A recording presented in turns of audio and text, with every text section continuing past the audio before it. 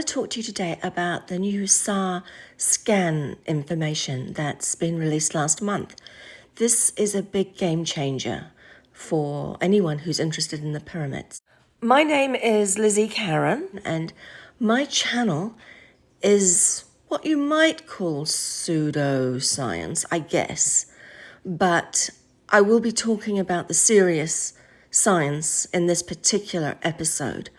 I will only slightly veer into my strange dreams of ancient Atlantis, but I think you'll find this fascinating whether you're interested in the pyramids, whether you're interested in my weird dreams, or even if you are just wanting to know more about this information that has come out of this SAR scan on the Great Pyramid, otherwise known as the Pyramid of Khufu.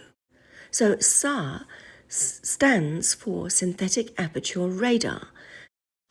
My rather primitive understanding of this technique is that it can detect the seismic movements, i.e. the micro movements, that occur around a structure, and those tiny movements, which probably are caused by the general movement within Cairo, the coming and goings, the trucks, they all create tiny seismic movements. And by recording that and the effect of that on the structure, they can determine where the voids are. And this technique was used to determine the internal structure of the Great Pyramid and hence create these diagrams. Hopefully I've understood it right, but once again, read the article, which I'm showing right now. The article is an open access article written by Filippo Biondi and Corrado Malanga. What they did to find out this information and the science behind it is in itself quite fascinating. And what's even more fascinating is that they didn't even have to go to the Great Pyramid to do this. It was all done by satellite. And it means that they've released this information without it having to pass through the hands of the Egyptologists, which I'm sure may have upset a few people, and they will now be busily trying to work out their take on these findings, or they may even say, well, it was all a hoax. But I doubt that because the science behind this is very strong. And then there are people like Christopher Dunn, who I'm sure will be elated at this news, because as I understand it, his theories align quite nicely with what has actually been identified in these scans. The images have been created using a form of technology using micro movements, and these micro movements are caused by seismic waves, and then the detection of these micro movements are then graphed and the analysis done of what voids appear within the pyramid. The end result is the high-resolution 3D tomographical imaging, which we're going to discuss next. This diagram is from the article, and it shows the objects that were already known about, both physically encountered, i.e. the King's Chamber, the Queen's Chamber, the grotto, etc., as well as the void found by the other scanning project, the Muon, and that is a big void which they've been able to put more of a shape and size to in terms of this scan. But in addition to that, there is a whole wishbone structure of passages which ascend up parallel to the ascending passage, and a passage that goes around the back of the King's Chamber, and another set of smaller passages which go right around the King's Chamber.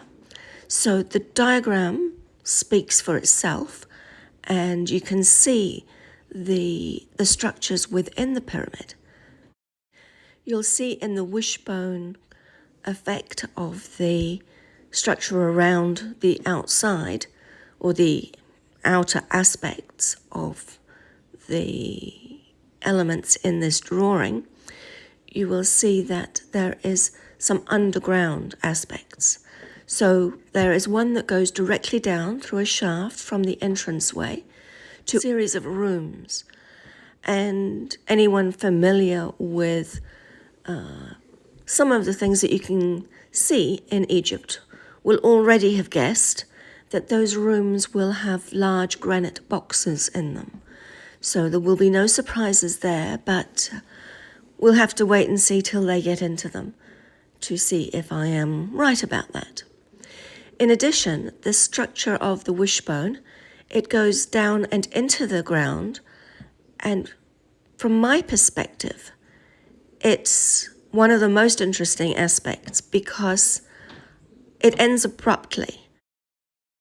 In my opinion, this passage will extend very deeply into the ground and then will level off and then will be part of a complex of passages deep underground Giza.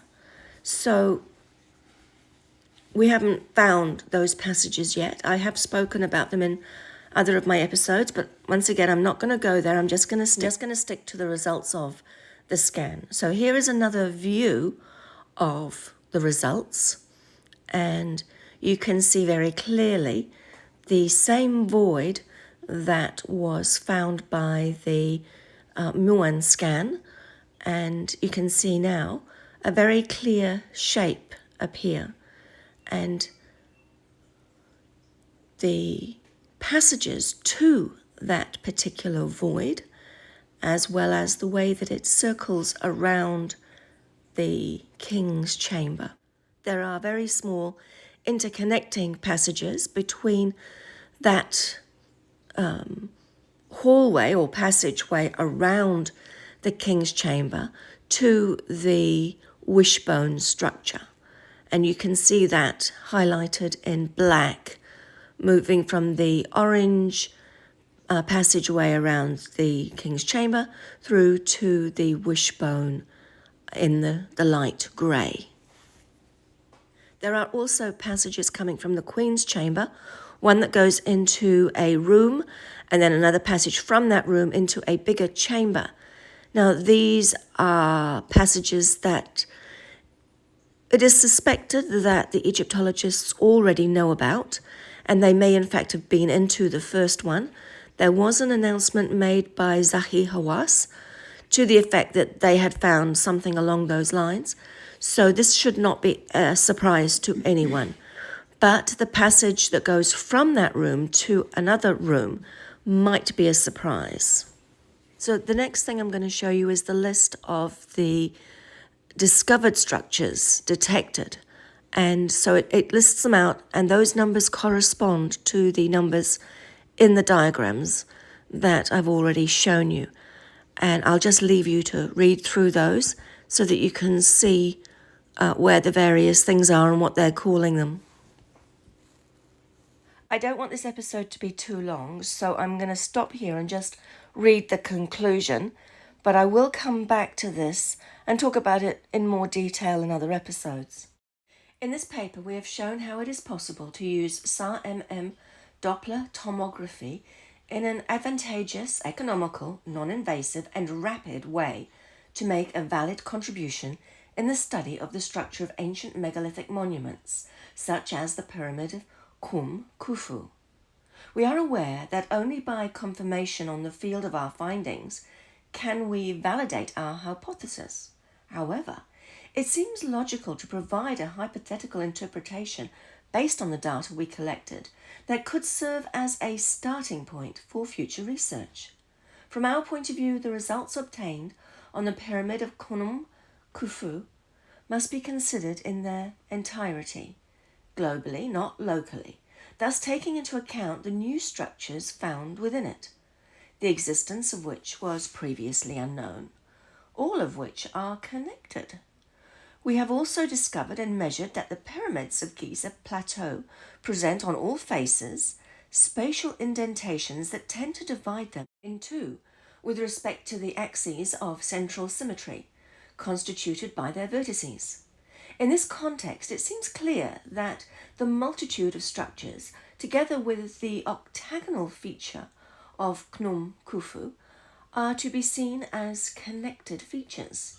The numerous structures, thus, seem to belong to a gigantic resonator, with the Z that, in our personal opinion, could function as a high-order, probably fifth-order, low-pass acoustic filter due to its multi-layer and hence multi-stage characteristic. At the time of the construction of the pyramids, the Nile most probably reached the Giza plain, and the pyramids were probably flooded with water up to a couple of meters from their base. This explains why rowing boats were found without masts to support the sails. Once we have consolidated this article, we will need to provide an add-on explaining in detail the function of each chamber. At this point, it might not be all wrong to assume that many of the structures inside the pyramid could have been purposefully flooded several times a year and thus left with the liquid flowing inside. The excess water could then be expelled from the shafts, which then, thanks to the distortions on the faces, those estimated from the external results, acted as conveyors so that the water could be transported by gravity to the ground in an orderly manner. By looking at the estimated tomographs, we were able to realize that the inner areas could be reached safely from a precise point I've identified by the entrance corridor on the north side.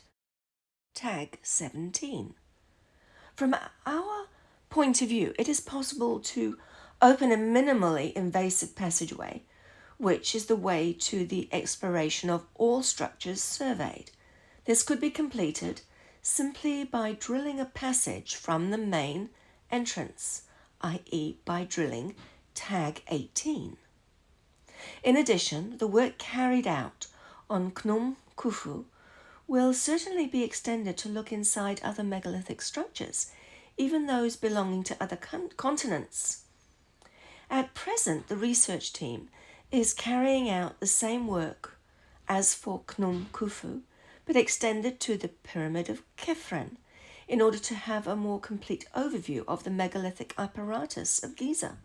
We are confident that this will also provide Khafre's internal results in the near future. In conclusion, these discoveries, we believe it is appropriate for the Egyptian authorities to begin a campaign of excavations and drilling in order to bring to light and give back to all humanity all the structures we estimated through the use of the proposed method. In the near future, we would like to extend the SAR methodology to the investigation of the internal structure of other important monuments of the Giza Plateau.